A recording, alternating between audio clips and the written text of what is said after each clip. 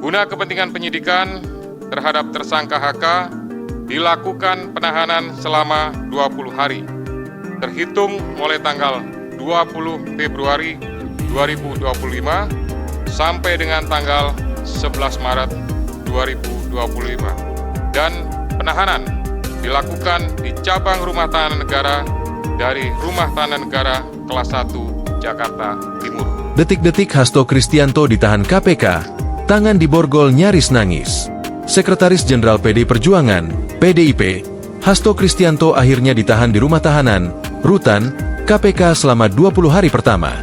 Hasto ditahan seusai menjalani pemeriksaan kedua sebagai tersangka.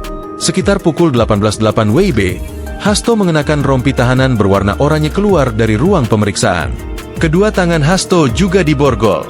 KPK sebenarnya memanggil Hasto pada 17 Februari 2025 lalu.